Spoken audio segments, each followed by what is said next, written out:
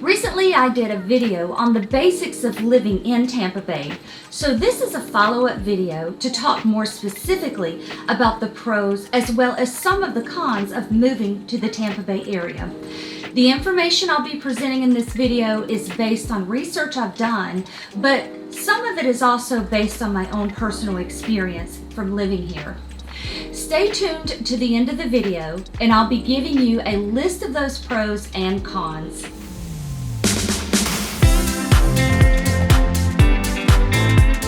Welcome to Great Living in Tampa Bay, a channel dedicated to all things Tampa Bay and what it's like to live here. I'm Cara Bendeck, a local real estate agent in the Tampa Bay area. As much as I like making these videos, I love helping you with all your real estate needs, so please feel free to reach out to me at the number on your screen or connect with me through social media. Let's first talk about the location and landscape of Tampa Bay. Tampa Bay is comprised of 3 counties, Hillsborough, Pinellas, and Manatee counties, located in the middle of the state on the west coast of Florida on the Gulf of Mexico. It's also centrally located conveniently to other Florida cities and Georgia and Alabama. Travel to other parts of Florida include about a 2-hour commute to the east side or Atlantic coast, and you'll be crossing Orlando into the Melbourne area. It's about 4 hours to the Miami area, 7 hours to Key West, about 3.5 hours to the Georgia border, and about 7 hours to the Alabama border. Getting out of town by driving to any of these areas is convenient with major highways running through the Tampa Bay area, like I-275, I-75, and I-4, which runs east and west across the state. Tampa Bay is mainly a flat area with no hills or mountains compared to areas like North Georgia, North Carolina, and Tennessee. Along the Gulf Coast, the Tampa Bay area is between the Panhandle area, where Tallahassee and Panama City are located, and the Naples area is just south. So the definite pro to Tampa Bay's location, in my opinion, is its centrality to the entire state, and visiting another state doesn't have to feel like a huge journey, with Georgia and Alabama being reached in less than about an 8-hour drive at the most. Also, there are 2 airports in the area, so if you're flying out of town, you've got the Tampa International and the St. Pete Clearwater International airports, making that travel anywhere very convenient. As far as the beaches, I'll talk about the beaches next. One of the main attractions to the Tampa Bay area is the Pinellas County beaches, located in the smallest county of Tampa Bay, and they are some of the most beautiful beaches in the world, with millions visiting Clearwater Beach and St. Pete Beach, along with smaller beaches in between, such as Indian Rocks Beach and Madeira Beach yearly.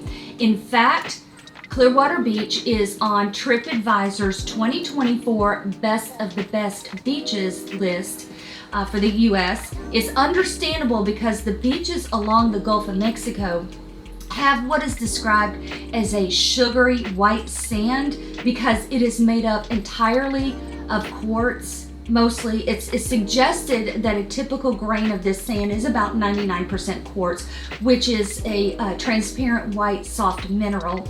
These beaches attract millions of visitors every year, so traffic can be heavy, especially during the spring and summer months on the main routes to these beaches. When you get to the beach areas, parking can be very difficult to find if you don't arrive early enough, so walking to your destination or taking a shuttle may be necessary.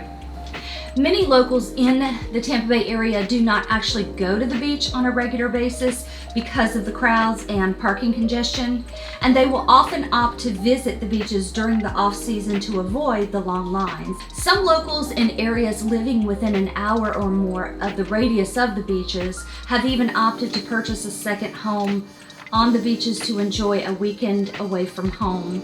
So it seems great to live so close to the beautiful beaches and the excitement of the dining and entertainment that comes with it, but be prepared for many tourists and crowds, just like other famous beaches like Miami Beach and Daytona Beach. So if going to the beach routinely is not something you want to do enough to be bothered by traffic and tourists, then living in the Tampa Bay area has many pluses. Some love living here simply for the mostly hot tropical-like temperatures lasting over half the year, with mild winters and warm spring months, which is truly plenty of reason to live here, beach or no beach. So the pro to the Tampa Bay beaches is the year-round beauty of the white sandy Gulf beaches along Pinellas County's coast, but the cons to the beaches include crowds and traffic congestion, especially during the spring and summer months.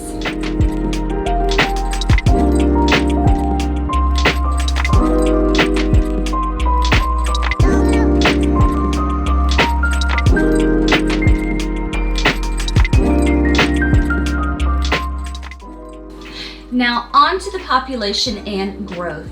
According to the U.S. Census Bureau, the estimated growth from the 2020 census to the 2022 estimated census shows the Pinellas County population grew about 4%, Manatee County's population grew about 7%, while Pinellas County's population grew only about 1/3%. Now, understanding that Pinellas County is the most densely populated county in the entire state of Florida, the largest growth in the area is on the surrounding counties in Hillsborough and Manatee. And I'll include Pasco County in there with an 8% growth during those 2 years, and that's just located just due north of Pinellas County. As a response to the population increase, many new construction homes and communities have been built and are currently being built in all three of these counties I just mentioned, such as in the Lakewood Ranch area in Manatee County and the Wesley Chapel area in Pasco County. So with the increase in the population, the economy is growing as well. Florida's economy is strong, coming in as the 4th largest in the United States. The major economic sectors in Florida are trade, transportation, utilities, business services, education, health services, and hospitality. The highest GDP contributor to Florida's economy is the Miami metropolitan area, with the Tampa Bay area coming in as the number 2 highest GDP. So it's no surprise that Tampa Bay is home to the headquarters of major employers such as Publix supermarkets in the Lakeland area. It's just on the outskirts of Tampa Bay, and it provides about 22,000 jobs. Baycare Health Systems, with hospitals and facilities all over the Tampa Bay area, employ an estimated 17,000 employees. Also Tico Energy, about 5,000 employees. Bloomin' Brands, which is the parent company for Outback and Carrabba's, has about 3,600 employees. And Home Shopping Network, yes, the Home Shopping Network that is so addictive to watch, selling you products. It has approximately 3,000 employees, and Raymond James Financial is another major employer, providing about 3,300 jobs in the Tampa Bay economy. There are also other major employers in the Tampa Bay area in job sectors such as technology, healthcare, entertainment, and retail. Tourism is also a huge sector, with about 135 million visitors to Florida in a year. And there's some estimations that over 26 million non-resident visitors head to the Tampa Bay area each year. There are studies that show that Florida is the 29th lowest cost of living in the United States, which may seem high to some people, but when compared to places like California and New York, who rank in the highest cost of living in the U.S., it's really not that bad. Many studies also show that Florida's economy is growing as well, and that personal income is on the rise.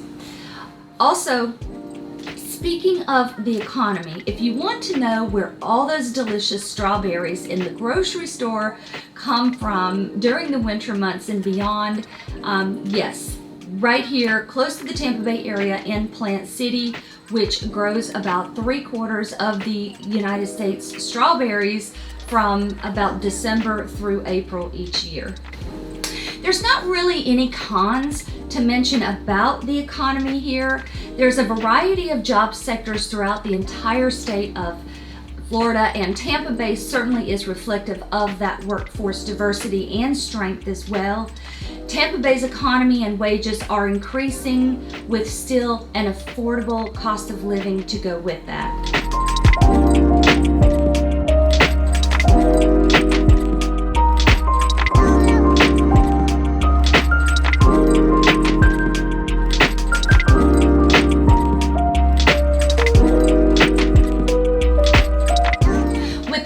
Talk about the growth in the population over the last several years. The next topic follows with the obvious question, what's the traffic like now? And depending on what area you are coming from, traffic congestion can be a very subjective topic or opinion.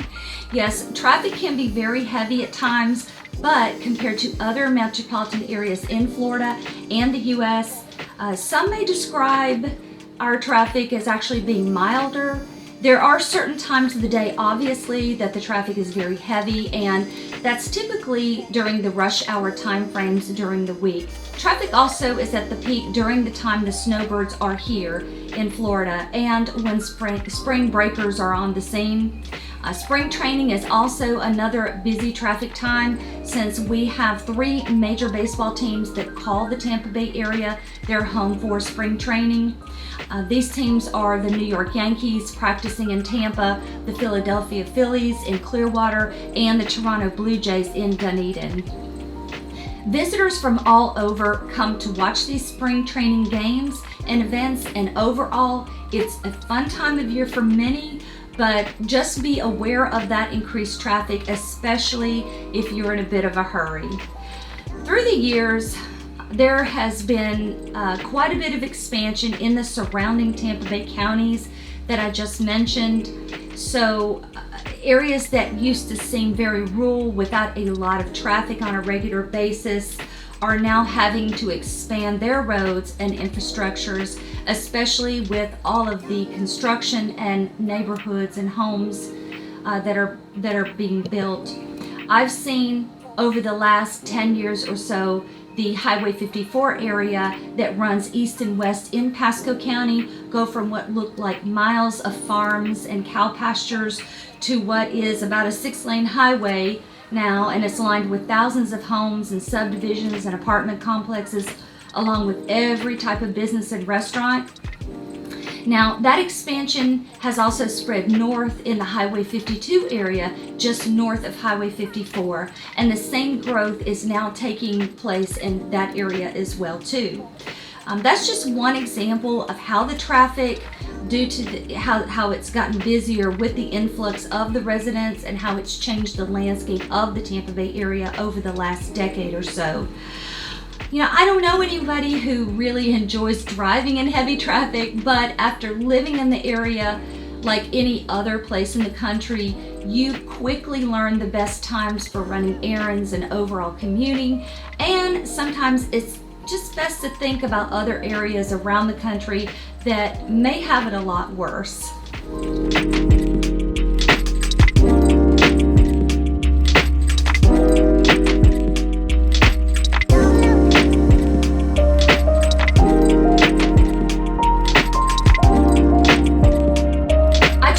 On the weather earlier, mentioning that we have very mild winters averaging with highs in the upper 60s, with most of the year is just being warm and tropical, with the hottest temperatures in the summer months averaging in the upper 80s to lower 90s. Tampa Bay will feel a few degrees cooler than the central part of the state because of the breeze coming in off of the Gulf of Mexico.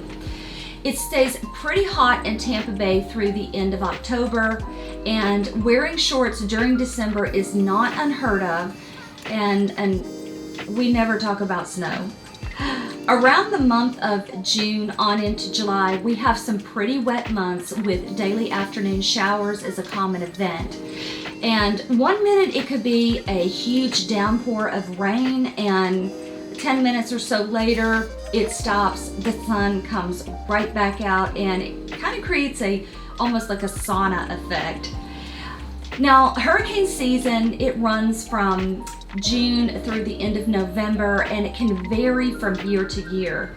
Some years we are not affected at all by hurricanes, and other years we've seen one hurricane right after another come across Florida. And for the most part, the damage to Tampa Bay is caused by the wind forces from the outer bands of hurricanes in other parts of Florida, just depending on where that hurricane makes landfall. Flooding from the hurricanes often happens in the lower lying areas of the region, especially those areas located in flood zones. And if you'd like to learn more about the flood zones here in Florida, I'll put a link to FEMA's website in the description box of this video. Tampa Bay has not had a major hurricane, which is a Category 3 or higher, make landfall in the last 100 years. So hopefully that trend will continue. There is a saying that is a good rule of thumb when understanding what to do when faced with an imminent hurricane, and that saying is hide from wind and run from water. And that sounds pretty simple, but that can help when making the decision for your family if evacuation is necessary when there's been no official call for an evacuation. Power outages do follow the hurricanes quite often, so having a generator is such a blessing to keep your refrigerator running and other necessary equipment and appliances in your home.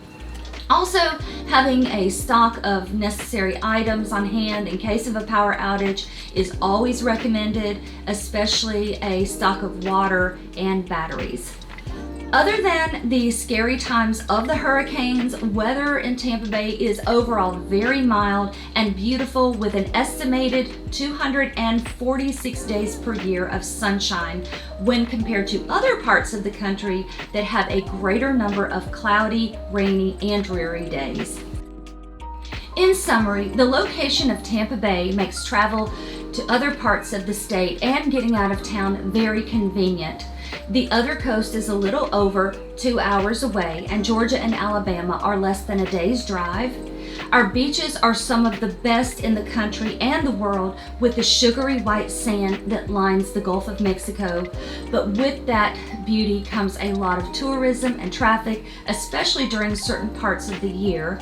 Tampa Bay's population is growing and is even spreading to the surrounding counties of the Tampa Bay area, with new construction and infrastructure currently being brought in to accommodate the housing demands. Tampa Bay's economy is strong and is second to the metro Miami area as a contributor to Florida's GDP, with a moderate cost of living, neither on the low end or the extreme high end. Traffic can be very heavy, especially during certain times of the year, so pacing yourself and planning your trip is crucial to keeping your cool. The weather is overall very mild in the winter and hot and tropical in the summer months with daily rainfall. As far as the hot temperatures, that's really a preference depending on what you enjoy, so it could be a pro or it could be a con. It just depends on what you like. Hurricanes are a part of living on the Gulf and bordering the Atlantic Ocean, but with the right preparation that can offset your safety concerns, and knowing how to protect your property and stock up on what you'll need in case of a power outage. I hope this information has been helpful. I'd love to hear what you think about Tampa Bay, both pros and cons, in the comments section. If I haven't answered one of your questions about the Tampa Bay area, please feel free to reach out to me at the number on your screen. All my contact information is in the description box of this video, and it would be my pleasure to assist you with all of your real estate needs. Also, please be sure to subscribe to the channel and click the like button and notification bell so you never miss an episode. Thank you for joining me, and remember, it's great living in Tampa Bay.